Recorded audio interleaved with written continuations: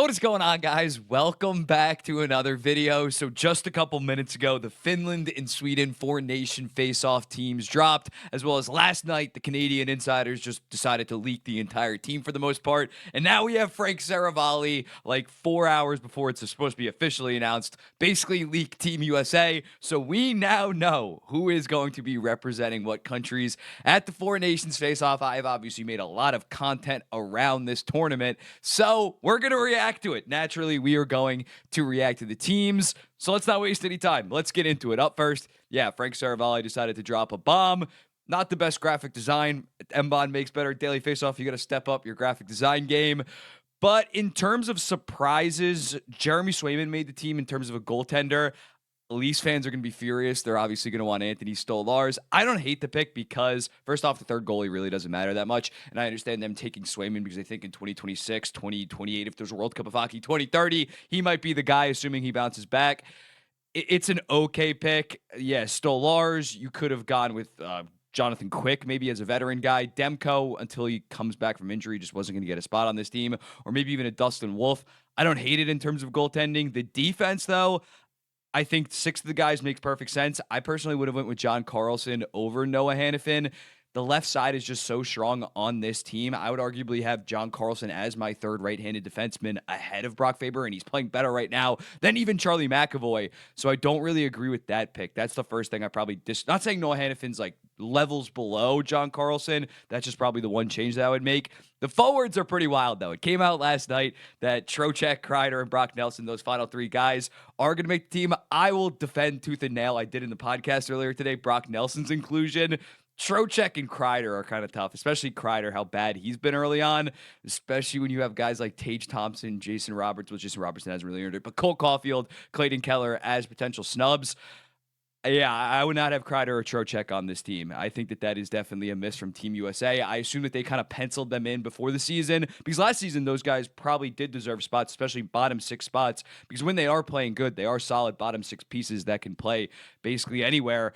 But I would have had I think Tage Thompson's probably the biggest snub, considering the fact that he, last year, again, they might have penciled this team in. He wasn't that good last year, but he has bounced back in such a massive way. And it's just been money this season and has been very good defensively the last two seasons. I don't know how you go with Tage Thompson, who's, again, like a 6'6" guy that can play pretty physical. It's not like he's a soft guy like Clayton Keller or, say, Cole Caulfield that are smaller.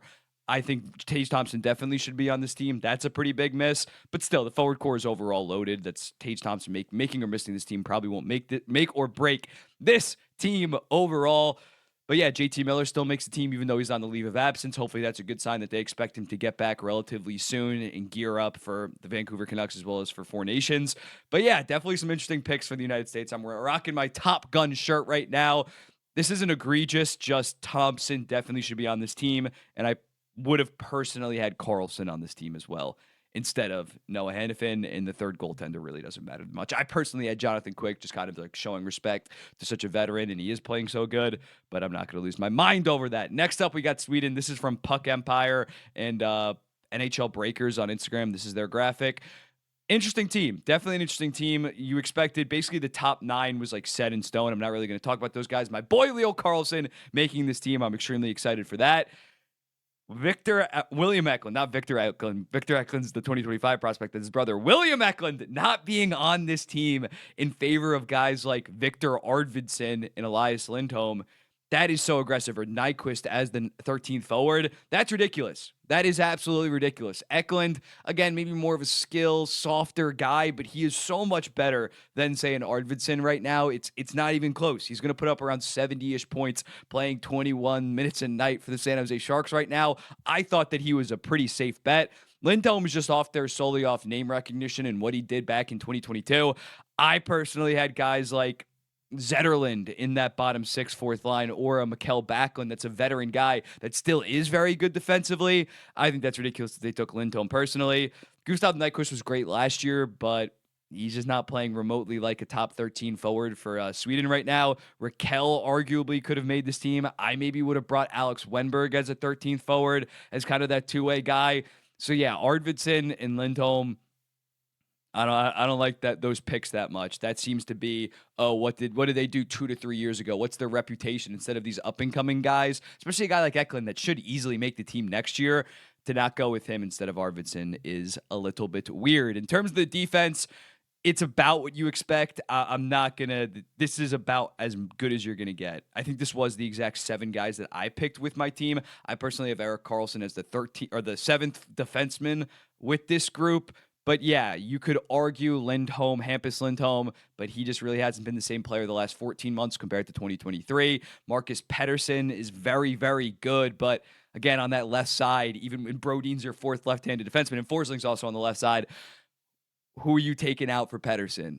I don't think you're taking out anybody. The goalies are also, Sweden probably had the easiest job because like the top 9 was locked. The defense core is pretty set in stone. And those are your 3 goalies. Those are your clear 3 goalies. I think Gustafsson probably has a starting job as of right now, unless Markstrom and Olmark, especially Olmark, really pick up their game. They're struggling a little bit. It's Gustafsson's net, but this team is really good. This team is very close. I think that this team is closer to the U.S. and Canada than like the gap.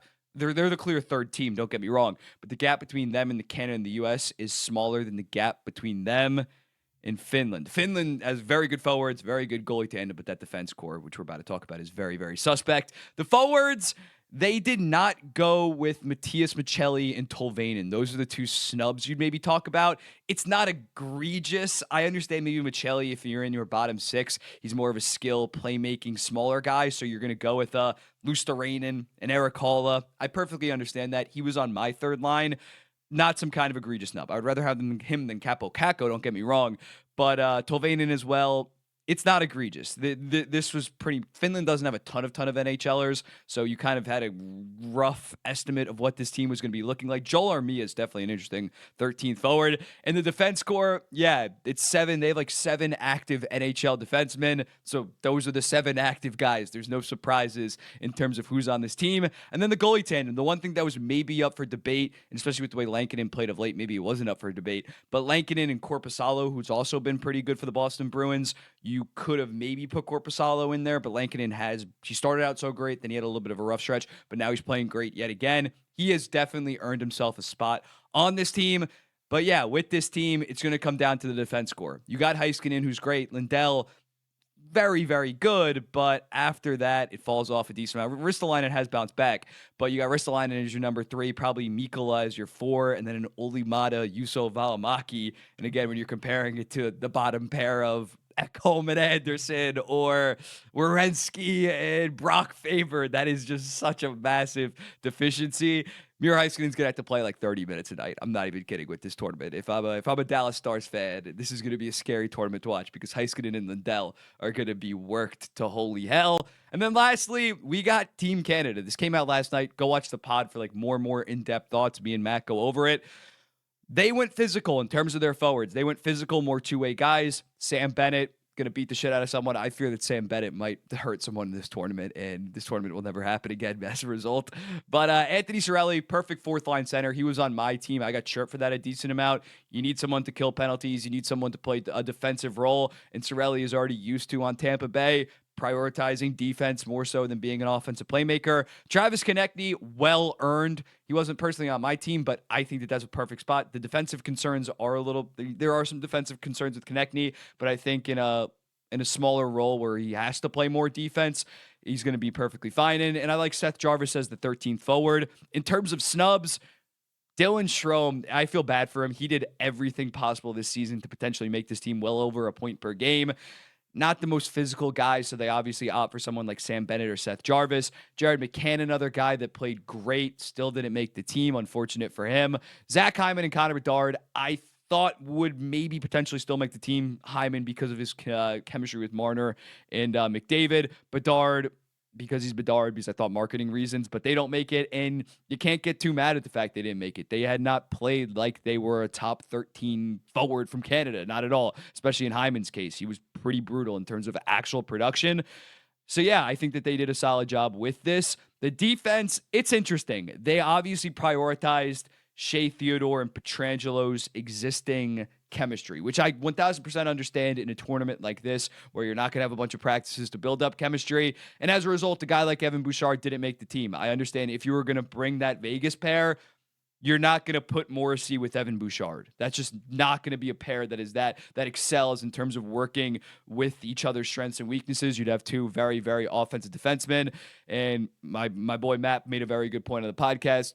Bouchard might not even be the second power play guy on this team, considering Morrissey. So although I think, again, Bouchard is a top 5 defenseman on Canada, with the team building, I can understand why he's not here. Parayko is very, very good defensively. He doesn't really offer that much offensively. So late in games, if they're potentially down, he won't be seeing the ice a ton. But I understand why they brought him in a third pair role.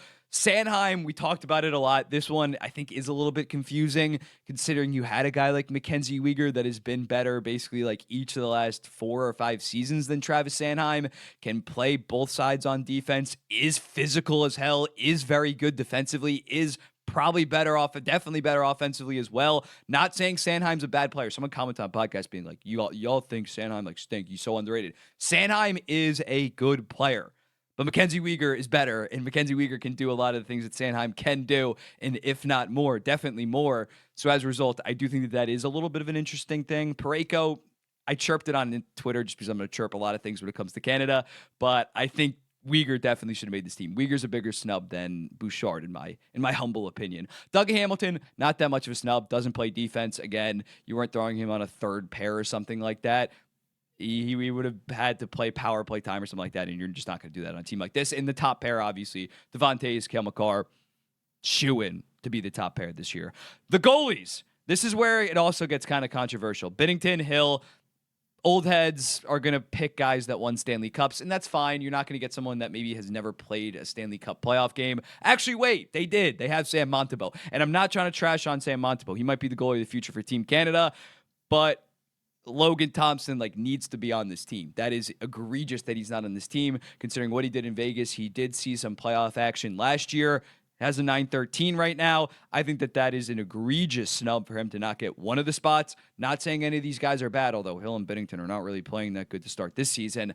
Logan Thompson definitely should have been on this team. I would have taken Cam Talbot as I went over. Joey Daccord, I guess, wasn't eligible, or maybe he's eligible in 2026. I forget the exact thing. You need Logan Thompson for this. I think he arguably should be the starter right now for Canada.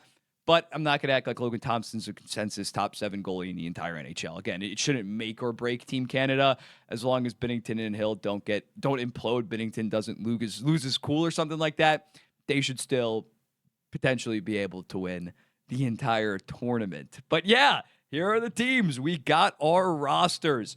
Let me know in the comments. What do you think about these teams? Who has the strongest roster? How would you rank them? How much of a gap are there in different position groups? I personally think the United States is the best team, shocker, and I'll be seeing the next one. Peace.